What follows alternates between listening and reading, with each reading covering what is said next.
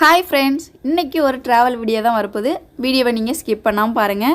காலையிலே பசங்களை பார்த்தீங்கன்னா ஸ்கூலுக்கு அனுப்பிட்டு, ஹஸ்பண்டையும் வேலைக்கு அனுப்பிட்டு, நானும் வீட்டு ஒர்க்கெல்லாம் முடிச்சுட்டு ரெடி ஆகிட்டு இப்போ வண்டி எடுத்துகிட்டு கிளம்பிட்டேன். சிதம்பரத்துக்கு தான் போகிறேன். நம்ம புது வீட்டுக்கும் போகிறேன். நூதனத்தில் கொஞ்சம் பர்ச்சேஸ் பண்ண வேண்டியிருக்கு, அங்கேயும் பர்ச்சேஸ் பண்ணிவிட்டு நம்ம புது வீட்டில் என்னென்ன ஒர்க் நடக்குதுன்னு பார்க்குறதுக்கு இப்போ ரெடி ஆகிட்டேன். பசங்க ஸ்கூல்லேருந்து வரத்துக்குள்ளே பார்த்தீங்கன்னா என்னுடைய ஒர்க்கெல்லாம் முடிச்சுட்டு நான் சிதம்பரத்துலேருந்து ரிட்டன் என்னோடய வீட்டுக்கு சீக்கிரம் வரணும். ஏன்னா வீடை பூட்டிகிட்டு தான் போகிறோம். பசங்க வரும்போது நான் இங்கே இருந்து தான் ஆகணும். நம்ம வீட்டில் என்னென்ன ஒர்க் நடந்துகிட்ருக்குன்னு எல்லாமே இந்த அப்டேட்டில் வரப்போது. நீங்கள் ஸ்கிப் பண்ணாமல் பாருங்கள். much later. இப்போ நூதனத்துக்கு தாங்க வந்திருக்கேன். நூதனத்தில் பர்ச்சேஸ் பண்ணிவிட்டு நம்ம சிதம்பரம் ஒர்க்கெல்லாம் முடிச்சுட்டு அப்புறம் போகும்போது நம்ம புது வீட்டை போயிட்டு விசிட் பண்ணிவிட்டு போய்க்கலான்ட்டு இப்போ நூதனத்துக்கு வந்துட்டு லிக்விட் ஐட்டம் செக்ஷனுக்கு வந்திருக்கேன். நம்ம ஃப்ரண்ட் லோடு இருக்குது பார்த்தீங்களா, அதனால சரி லிக்யூட்லாம் வாங்கிட்டு போயிடலாம் அப்படின்ட்டு இங்கே வந்திருந்தேன். இந்த லிக்யூடு எனக்கு இல்லைங்க, அம்மா வீட்டுக்கு தான் வாங்க போகிறேன். அவங்களுக்கு இப்போ லிக்யூட்லாம் தீர்ந்துடுச்சு. ஃப்ரண்ட் லோடு தான் அவங்க யூஸ் பண்ணிகிட்ருக்காங்க. அதனால் அவங்களுக்கு தேவையானதெல்லாம் வாங்கிட்டு வந்துடலான்னு அம்மா கிட்டே அமௌண்ட் வாங்கிட்டு வந்திருந்தேன். சாஃப்ட் டச்சு, அதுக்கப்புறம் ரின்னு, உஜாலா, இந்த மாதிரி ஐட்டம் எல்லாமே பார்த்திங்கன்னா அம்மா யூஸ் பண்ணிகிட்ருக்குறாங்க. அவங்களுக்கு தேவையானது எல்லாமே நம்ம தான் வாங்கிட்டு போய் கொடுக்கணும். அவங்களுக்குலாம் வந்து வாங்க தெரியாது. அதனால் இப்போது பர்ச்சேசிங்லாம் பண்ணியாச்சு. என்னென்ன பர்ச்சேசிங் பார்த்தீங்கன்னா இங்கே இருக்கிற பொருள் எல்லாத்தையும் பார்த்திங்கன்னா இப்போ பே பண்ணி வாங்கிட்டுருக்கேன். கொஞ்சம் ப்ராடக்ட் பார்த்திங்கன்னா அக்காவுக்கும் கொஞ்சம் தேவைப்பட்டது, அதனால் அவங்களுக்கும் வாங்கியிருக்கேன். 1200 சம்திங் கிட்டத்தட்ட வந்துருச்சு. நெக்ஸ்ட்டு பார்த்திங்கன்னா செகண்ட் ஃப்ளோர் இருக்குது பார்த்திங்கன்னா, நூதனத்துலேயே செகண்ட் ஃப்ளோரு. வீட்டுக்கு தேவையான அக்சசரிஸ் எல்லாமே இங்கே இருக்கும். என்னோடய வீட்டில் பார்த்தீங்கன்னா பாதி பொருள் கிட்டத்தட்ட நூதனத்தில் பர்ச்சேஸ் பண்ணுற பொருளாக தாங்க இருக்கும். ஏன்னா நான் ஒரு 10 வருஷமாக பார்த்தீங்கன்னா நூதனத்தில் தான் எல்லா பொருளும் பர்ச்சேஸ் பண்ணிகிட்ருக்கேன். பிளாஸ்டிக் ஐட்டம், வீட்டுக்கு தேவையான மளிகை பொருள் எல்லாமே பார்த்திங்கன்னா இங்கே கொஞ்சம் ரேட் கம்மியாக கிடைக்கும். ஒரு 5 ரூபா, 2 ரூபா, 3 ரூபா கம்மி ரேட்டில் நம்ம வந்து நூதனத்தில் பர்ச்சேஸ் பண்ணிக்கலாம்.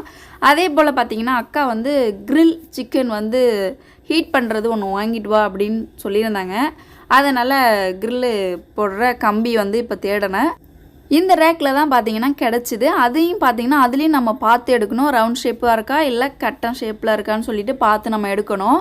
நெக்ஸ்ட்டு பார்த்தீங்கன்னா ஜிங்கில் இருக்கும் பார்த்தீங்களா ஃபில்ட்ரு, அது ஒன்று எடுத்தேன். அதுக்கப்புறம் ஒரு சோப்பு டப்பா எடுத்தேன்.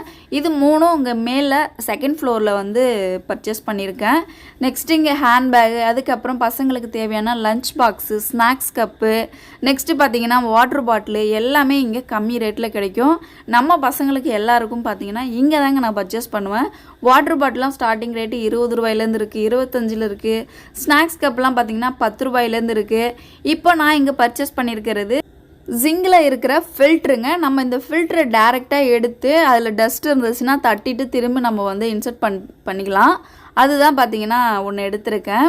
நெக்ஸ்ட்டு ஒரு சோப்பு வைக்கிற பாக்ஸு. நெக்ஸ்ட்டு சிக்கன் வந்து கிரில் சூடு பண்ணுறதுக்காக ஒன்று வந்து கிரில் சிக்கன் சூடு பண்ணுற ஒரு கம்பி எடுத்திருக்கேன். இந்த 3 பொருளும் தாங்க எடுத்திருக்கோம். இந்த 3 பொருளும் இப்போ இங்கேயே செகண்ட் ஃப்ளோர்லேயே நம்ம பே பண்ணிவிட்டு நெக்ஸ்ட்டு கிரவுண்ட் ஃப்ளோருக்கு போயிட்டு அங்கே டோக்கன் கொடுத்துட்டு நம்ம கொடுத்துருக்குற பையும் அந்த பாக்ஸையும் வாங்கிட்டு வீட்டுக்கு போக வேண்டியதுதான் புது வீட்டுக்கு. சிதம்பரம் வந்தாலே பார்த்தீங்கன்னா அம்மா வீட்டுக்கு ஏதாச்சும் இல்லைன்னா அவங்க சொல்லுவாங்க, நீ வெளியில் போனால் இதெல்லாம் வாங்கிட்டு வந்துரு அப்படின்னு நமக்கு முன்னாடியே சொல்லுவாங்க. அதே போல் அவங்கக்கிட்ட சொல்லுவேன், இது போல் எனக்கு வேலை இருக்குது, நான் சிதம்பரம் போகிறேன் அப்படின்னு சொல்லுவேன். அவங்க அமௌண்ட் கொடுத்து எனக்கு தேவையானது எல்லாமே வாங்கிட்டு வந்துரு அப்படின்னு சொல்லி அமௌண்ட்டும் கொடுப்பாங்க.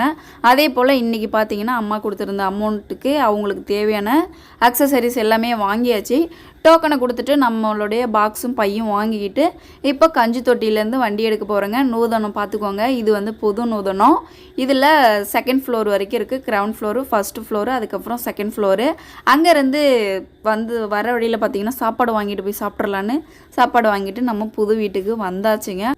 நம்ம வீட்டை சுற்றி பார்த்திங்கன்னா தண்ணி நிற்கிதுங்க. இந்த பெஞ்சல் புயல், அதுக்கப்புறம் 1 வீக் முன்னாடி மழை பெஞ்சது பார்த்திங்களா, இந்த மாதிரி மழையில் வந்த தண்ணி பாருங்கள். நம்ம வீடு லாஸ்ட்டாக இருக்கிறதுனால பள்ளத்தில் இருக்குது.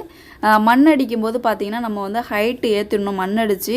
அப்போ தான் நம்ம வீட்டை சுற்றி தண்ணி நிற்காமல் நம்ம சேஃபாக வச்சுக்கலாம். வீட்டை பார்த்துக்கிட்டே உள்ளே என்ட்ரி ஆகிறேன். தண்ணி நிற்கிறத பார்க்கும்போது தாங்க கஷ்டமாக இருக்குது. இவ்வளோ ரூபா செலவு பண்ணி நம்ம வீடு கட்டி நம்ம வீட்டை சுற்றி தண்ணி நிற்கிது, செவுறு என்னத்துக்கு ஆகிறது அப்படின்னு யோசனையாகவும் இருக்குது. சரி சீக்கிரம் வெயில் பலமாக அடித்தாலே அந்த தண்ணி ஈர்த்து சுத்தமுறாக காயறதுக்கும் வாய்ப்பு இருக்குது.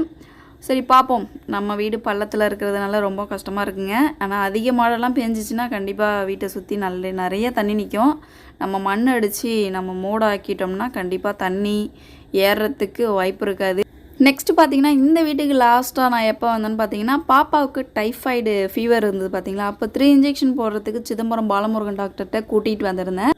அப்போது தான் பார்த்தீங்கன்னா லாஸ்ட்டாக நம்ம வீட்டை விசிட் பண்ணது. அதுக்கப்புறம் இன்றைக்கி தாங்க வந்திருக்கேன். டைல்ஸ் போடுறாங்க, 2 நாளாக போட்டுட்ருக்காங்கன்னு என்னோடய ஹஸ்பண்ட் வந்து என்கிட்ட சொல்லியிருந்தாங்க.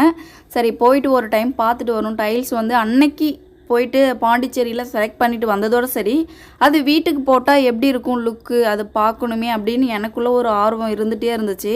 சரி இன்றைக்கி போயிட்டு பார்த்துடலாம் அப்படின்ட்டு நானும் பார்த்திங்கன்னா வந்துட்டேன்.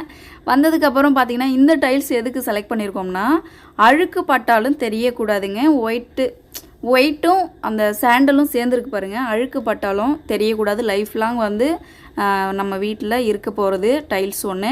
ஆக்சுவலி கிரைனைட் தான் பார்த்துட்டு இருந்தோம். கிரைனைட் பார்த்திங்கன்னா எதுவுமே எங்களுக்கு செட் ஆகலை. போட்டால் ஒயிட் அண்ட் ஒயிட்டில் தான் போடணும் அப்படின்னு சொல்கிறாங்க. அதுக்கப்புறம் இல்லைனா ரெட்டில் போடுவோம் அப்படின்னு சொன்னாங்க. எனக்கு அந்த கலர்லாம் சாட்டிஸ்ஃபைடு கிடையாது. வீட்டுக்கு ஒரு ஒயிட்டில் நம்ம வந்து கிரைனைட் கொடுக்கும்போது அது லுக்காகவே இருக்காதுங்க. அதனால் எனக்கு அது வேணாம் அப்படின்னு சொல்லிட்டேன். நெக்ஸ்ட்டு இந்த டைல்ஸ் எதுக்குன்னு பார்த்தீங்கன்னா வால் டைல்ஸுங்க. நம்ம வீட்டுக்கு ஃப்ரண்ட்டில் போர்ட்டிகோவில் ஒட்ட போகிற வால் டைல்ஸும் வந்து பார்த்திங்கன்னா பாக்ஸாக உள்ளார வச்சுருக்காங்க. நெக்ஸ்ட்டு இப்போ ரூமில் முடிச்சிருக்கிறாங்க. அப்படியே ஸ்டெப் பை ஸ்டெப்பாக பார்த்தீங்கன்னா இன்னும் மாஸ்டர் பெட்ரூம் இருக்குது. அதுக்கப்புறம் ஹாலில் கொஞ்சம் பாதி அப்படியே இருக்குது. டைல்ஸ் ஓட்டுற ஒர்க்கு இப்போ போயிட்டுருக்கு. இதான் மாஸ்டர் பெட்ரூம் பார்த்துக்கோங்க. நம்ம வீட்டுக்கு முன்னாடி ஃபுல்லாக தண்ணி நிற்கிறதுனால அந்த கொட்டாயில் இருந்த பொருள் எல்லாமே வீட்டுக்குள்ளே கொண்டாந்து வச்சாச்சு. ஒயரிங் ஒர்க்கும் பார்த்திங்கன்னா எல்லாமே முடிஞ்சிருச்சு. ஒயரிங் ஒர்க்கில் என்ன ஒர்க்குன்னு பார்த்திங்கன்னா எல்லா ரூமுக்குமே கேபிள் வந்து கனெக்ஷன் கொடுத்தாச்சு. இதை வந்து இப்போ டைரெக்டாக மெயினில் கனெக்ஷன் கொடுக்க வேண்டியதான். அந்த ஒர்க் பார்த்திங்கன்னா ஃபினிஷ் ஆகிருக்கு.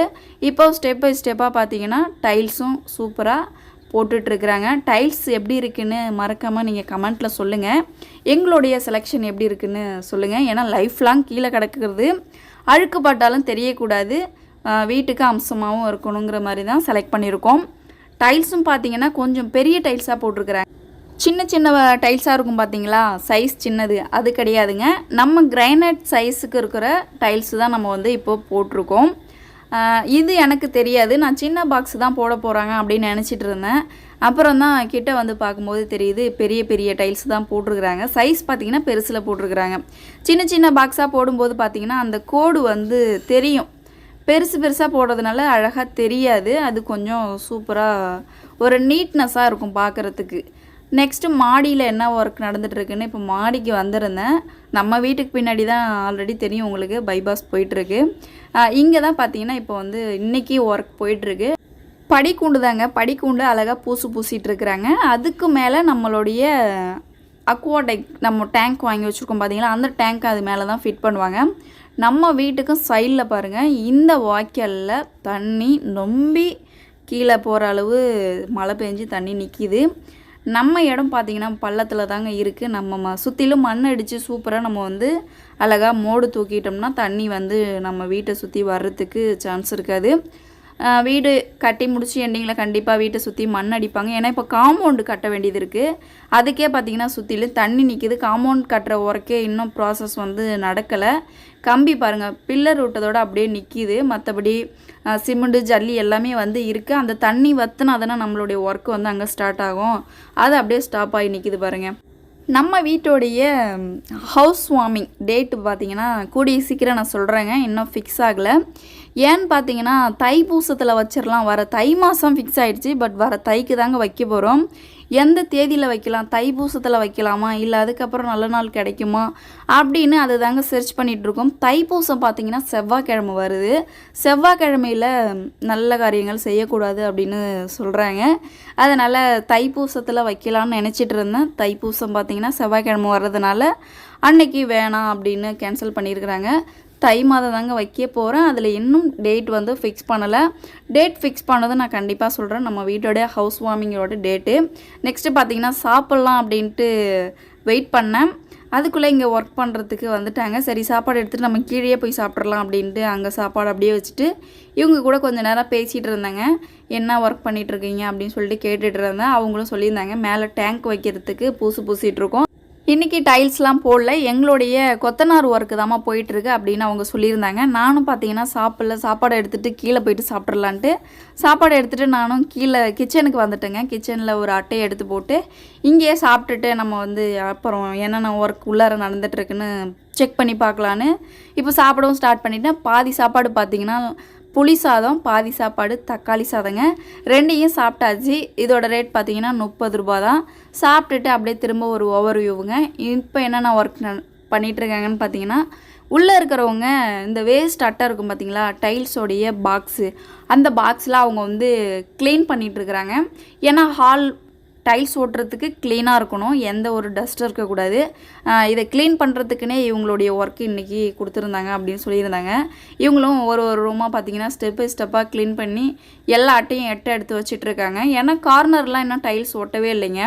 அதனால் அவங்களுடைய ஒர்க் பார்த்திங்கன்னா அங்கே போயிட்டுருக்கு. நானும் அங்கேருந்து கிளம்பிட்டேங்க. ஏன்னா டைம் ஆகிடுச்சு, பசங்களும் ஸ்கூல்லேருந்து வந்துடுவாங்க. நம்ம அம்மா வீட்டுக்கு போயிட்டு பொருளெல்லாம் கொடுத்துட்டு அங்கேருந்து என்னோடய வீட்டுக்கு நான் சீக்கிரம் போகணும். இப்போ கிளம்பிட்டேங்க. எனக்கு பர்ச்சேஸிங் எதுவுமே கிடையாது. அம்மாவுக்கு தேவையான பொருள் எல்லாமே வாங்கிட்டேன். அதுக்கப்புறம் புது வீட்டுக்கு டைல்ஸ் எப்படி போட்டிருக்காங்க, எப்படி லுக்கு இருக்குது, அதை பார்த்துட்டு போயிடலாம் அப்படின்ட்டு இங்கே ஒரு விசிட் வந்து பார்த்தாச்சு. இப்போ இங்கேருந்து கிளம்பியாச்சு. சீக்கிரம் அந்த தண்ணிலாம் குறைஞ்சிருச்சுன்னா காம்பவுண்ட் கட்டுற ஒர்க்கும் ஸ்டார்ட் பண்ணிடுவாங்க. தண்ணி கிடக்கிறதுனால அந்த ஒர்க் பார்த்திங்கன்னா இப்போ பெண்டிங்லேயே நிற்கிது. இன்னும் 1 மாதம் தாங்க இருக்குது. கார்த்திகை மாதம் முடிஞ்சிருச்சு, மார்கழி மாதம் பிறந்துருச்சு, தை மாதம் நம்ம வீட்டோடைய ஹவுஸ் வார்மிங் வச்சாகணும். அதோட அங்கேருந்து இப்போது கிளம்பியாச்சு வீட்டுக்கும். இங்கேருந்து நம்ம புவனகிரிலேருந்து குறுக்கு ரோடு சேத்தியாத்தோப்புலேருந்து நம்ம வீட்டுக்கு விருத்தாச்சலம் போகிற ரோட்டில் நம்ம வீட்டுக்கு போகணும். ஏன்னா நம்ம சிதம்பரத்துலேருந்து நம்ம வீட்டுக்கு வர்றதுக்கு 2 வீலரோட பயணம் பார்த்திங்கன்னா 3/4 மணி நேரம் டைம் எடுத்துக்குங்க. இப்போ ஃபைனலாக வீட்டுக்கும் வந்தாச்சு. Much later. இப்போ அம்மா வீட்டுக்கு வந்தாச்சுங்க. வந்ததுக்கப்புறம் நம்ம வாங்கிட்டு வந்த பாக்ஸையும் அன்பாக்சிங் பண்ண போகிறேன். இதில் என்ன நான் வாங்கிட்டு வந்திருக்கேன்னு சொல்லிட்டு இப்போ பாருங்கள். இந்த பொருள் எல்லாமே இப்போ வாங்கிட்டு வந்தேன். 2 சால்ட் பாக்கெட்டு, நெக்ஸ்ட்டு பார்த்தீங்கன்னா சிங்கில் வைக்கிற ஃபில்ட்ரு, இது அக்காவுக்கு வந்து வாங்கிட்டு வர சொல்லியிருந்தாங்க. அந்த சோப்பு வைக்கிற பாக்ஸும் அக்காவுக்கு வாங்கிட்டு வர சொல்லியிருந்தாங்க.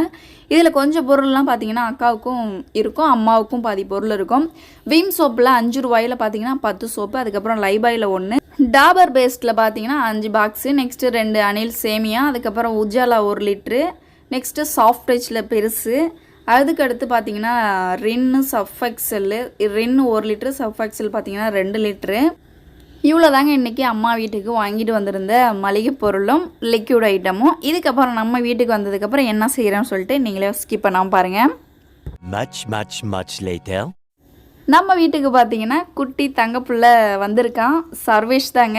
இவனை நான் வந்து வீடியோஸில் காட்டினதே கிடையாது. ஏன்னா பிள்ளைக்கு கண் திருஷ்டி ஏதாச்சும் பட்டுருமேன்னு நான் வீடியோஸில் மோஸ்ட்லி தம்பியை காட்டினதே கிடையாது. தம்பிக்கு பார்த்தீங்கன்னா இப்போ 1 வயசு ஆக போகுதுங்க. நாளைக்கு தம்பியோட பிறந்தநாள் வரப்போகுது. அதனால் பார்த்தீங்கன்னா கொஞ்சம் க்ளீனிங் ஒர்க்கு போயிட்டுருக்குங்க. அவங்களால க்ளீனிங் ஒர்க்கையும் பார்க்க முடியல, பையனையும் பார்க்க முடியல. நான் சொல்லியிருந்தேன் நான் தம்பியை வச்சுருக்கிறேன் அப்படின்னு சொல்லியிருந்தேன். தம்பியை பார்த்தீங்கன்னா அங்கேருந்து வண்டியில் தூக்கிட்டு வந்துட்டேன். எப்படி தூக்கிட்டு வந்தேன்னு பார்த்தீங்கன்னா ஸ்கூட்டியில் முன்னாடி என்னுடைய 2 காலையும் வச்சு அணைச்சி தம்பியை முன்னாடி நிற்க வச்சு வீட்டுக்கு இட்டுட்டு வந்துட்டேன். அவனுக்கு பால் டப்பாவில் 1 டப்பா பால் வாங்கிட்டு ஒரு 2-3 ட்ரெஸ் எடுத்துக்கிட்டு நான் வச்சுருக்கிறேன், நான் ஈவினிங்காக ஒரு 6 மணிக்கு தூக்கிட்டு வந்து விட்டுறேன்னு சொல்லிவிட்டு ஒரு 4 மணி 4:30 மணி போல் தம்பியை வந்து தூக்கிட்டு வந்துட்டேங்க. சர்வேஷ்க்கு பார்த்திங்கன்னா இப்போது ஃபஸ்ட்டு பிறந்தநாள் வரப்போகுது. தம்பிக்கு பார்த்தீங்கன்னா ஆல்ரெடி ட்ரெஸ் எடுத்து வச்சுட்டேன், நீங்கள் விளாகில் பார்த்துருப்பீங்க. சென்னை சரவணா ஸ்டோர்ஸ்லேருந்து வாங்கிட்டு வந்திருந்த கோட் ஷூட் தம்பிக்கு நம்ம வந்து எடுத்து வச்சாச்சு. தன்ஷியும் பார்த்தீங்கன்னா கிஃப்ட்டு வாங்கி வச்சுருக்குறா. அந்த கிஃப்ட்டு பார்த்தீங்கன்னா சர்வேஷுக்கு கிஃப்ட் பண்ணதாங்க வாங்கி வச்சுருந்தா. ஆல்ரெடி ஒரு வீடியோஸில் கொடுத்துருந்தேன், பாப்பா வந்து ஃப்ரெண்டுக்கு கிஃப்ட் பண்ண போகிறான்னு. அந்த கிஃப்ட் வேறு யாருக்கும் இல்லைங்க, சர்வேஷ் தங்க பிள்ளைக்கு தான்.